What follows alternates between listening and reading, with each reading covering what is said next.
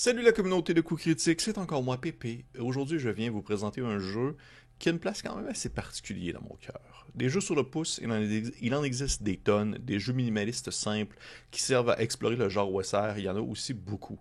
En passant par Rogueland et en glissant vers Maze Rat, j'ai décidé de m'attarder sur un en particulier qui m'a fait les beaux yeux.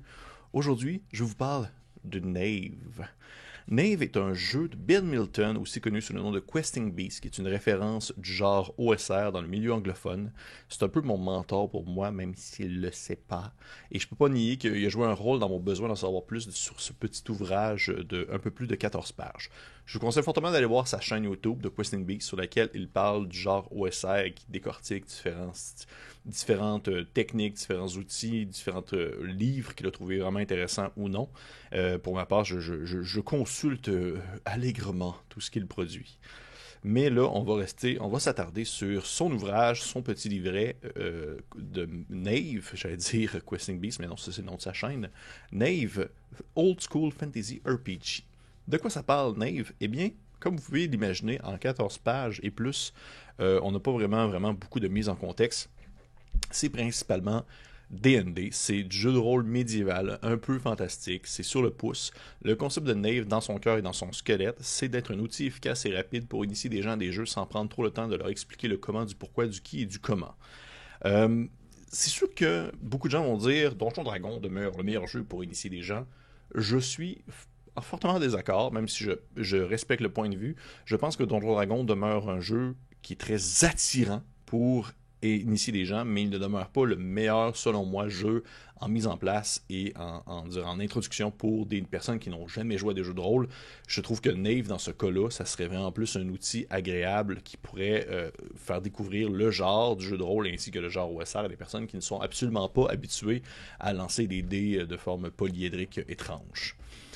Côté système de jeu, qu'est-ce qu'il en retourne? Eh bien, Nave élimine le concept entièrement des classes et des niveaux de compétences. Dans le fond, il n'y a pas vraiment de. T'es pas un guerrier, t'es pas un mage, t'es un pierre de tombe qui a trouvé soit une gigantesque épée ou un parchemin qui t'a permis de lancer des sorts. C'est un peu ça la prémisse, c'est que tu as des outils, tu as tes armes, tu as tes caractéristiques, et c'est ce qui définit ton personnage. À partir de là, tu as une base et tu peux le peaufiner, lui donner une certaine tangente à mesure que la partie avance et à mesure que tu découvres des nouveaux outils, des nouvelles armes, des nouvelles possibilités, des nouveaux sortilèges, mais il n'y a pas de classe. Il n'y a pas de niveau non plus et il n'y a pas de compétences. Donc, ça demeure un squelette quand même assez simple. Je pense que ça peut refroidir plusieurs personnes au niveau de sur le long terme. Pour ma part, je trouve que c'est une très belle manière d'explorer, on va dire, des aventures sans vouloir se casser trop la tête avec un système complexe. Les caractéristiques sont les mêmes que les 6 standards qu'on connaît de Donjon Dragon, c'est-à-dire la force, la dextérité, la constitution, la sagesse, l'intelligence et le charisme. Mais au-delà d'être une caractéristique, il y a deux choses qui viennent, on va dire, les définir. Il y a ce qu'on appelle la défense et ce qu'on appelle le bonus.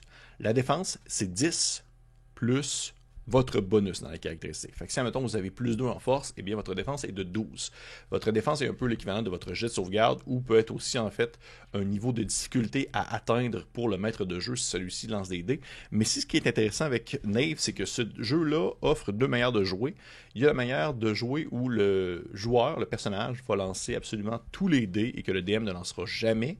Et aussi la manière de pouvoir lancer avec le DM et que celui-ci va de temps en temps lancer des NPC. Lancer des jets pour les NPC plutôt.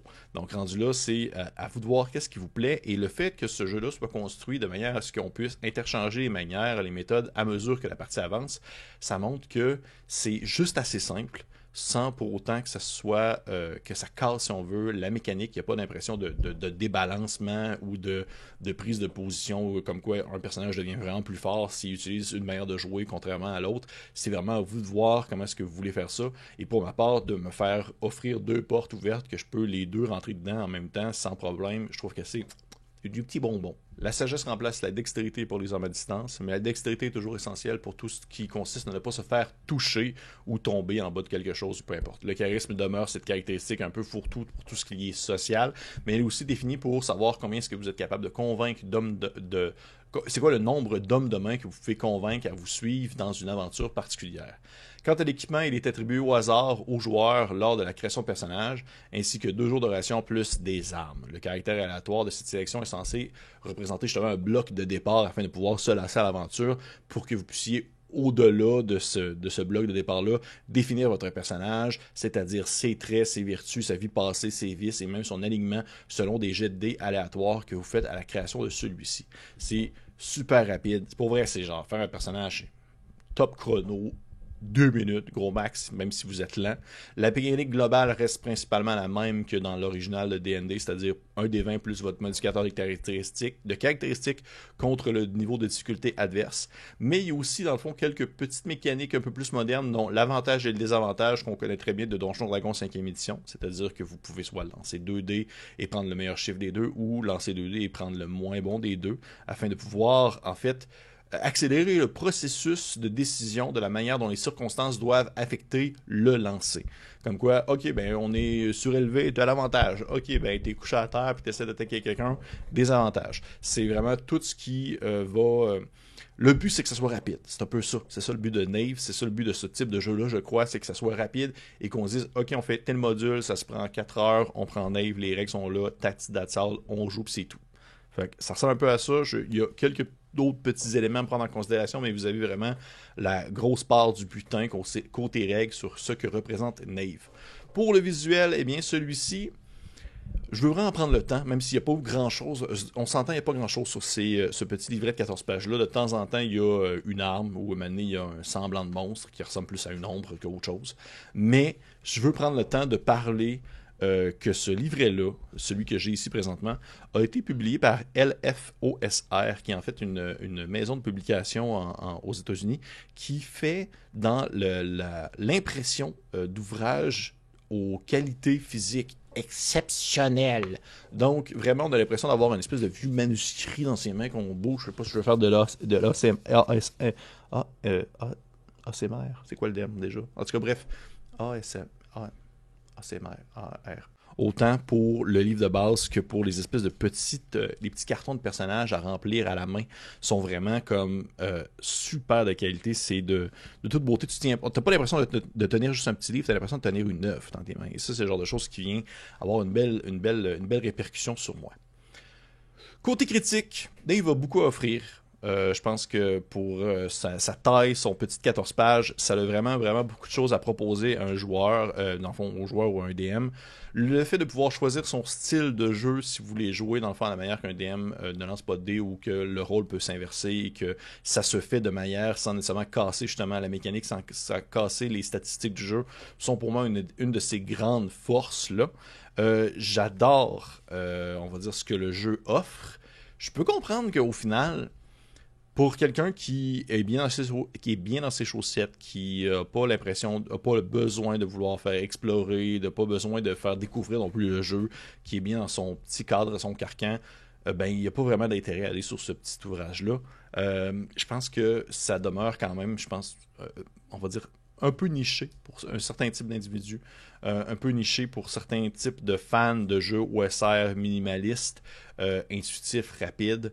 Je pense qu'il y en a plein d'autres aussi qui sont qui sont disponibles en fait à l'achat, justement Rogueland, Cairn, que je sais pas comment prononcer, j'ai ce mot-là, Maze Rat et autres, qui vont, je pense, en soi, offrir presque la même type d'expérience que Knave, et que les petits détails qui viennent se différencier dans les différents systèmes vont être très, je dirais, personnels et peut-être même à la fois peu important pour plusieurs, mais ça en demeure pas moins que le produit final est bon. C'est simple, c'est efficace. Je trouve que c'est un super jeu à prendre en main, à maîtriser vraiment rapidement, à faire découvrir les gens le jeu de rôle. Je pense que ce serait un de mes jeux de rôle to go pour justement faire découvrir le style.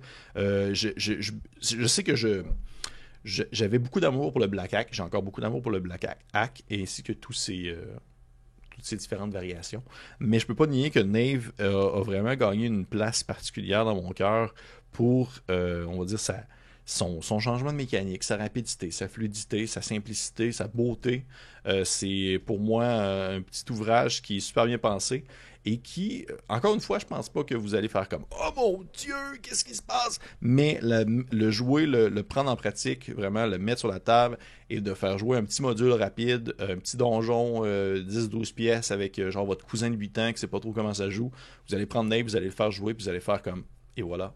Il a déjà joué un jeu de rôle et maintenant c'est fait. Vous pouvez passer à quelque chose d'autre avec si jamais il veut explorer quelque chose qui est un peu plus de mordant, un peu plus de crunchy, ou s'il veut rester à Nave, aucun problème. Je pense qu'il y a une possibilité. Il respecte en fait, c'est ça. Il respecte sa ligne directrice de vouloir créer une expérience qui est simple, qui est facile et qui se prend en main sans grande difficulté tout en respectant le genre OSR dans son cœur et dans son squelette. Fait que pour moi, c'est gagnant. Petit aparté avant de finir, je vous conseille fortement de jeter un coup d'œil à l'aventure de Waking of Whittleby Hall, qui est un module qui se déroule dans un donjon, pas dans un donjon, mais plutôt dans un manoir qui est attaqué par des géants, fait par Hamilton pour Nave, qui est vraiment super cool. Je vais mettre le lien aussi dans la description. Je trouve que c'est une belle porte d'introduction au système, si vous voulez pas vraiment créer votre propre aventure. Aussi visuellement super bien illustré, c'est un petit bijou que je trouve que ça vaut vraiment la peine de s'y pencher. Donc, hey! Ça ressemble à ça. J'espère que vous avez apprécié une petite découverte d'un jeu de rôle sur le pouce, comme on l'appelle, qui permet d'explorer un genre sans vraiment se casser la tête avec un système trop complexe. Je vous conseille fortement de liker, partager.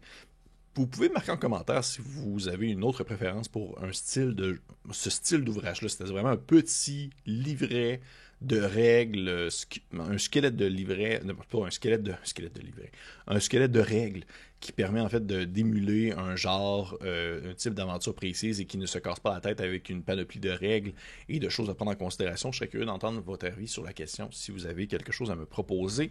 Et bien pour les autres, je vous conseille de liker, partager, commenter. Vous pouvez laisser un pouce vers le haut. Et on se dit à la prochaine.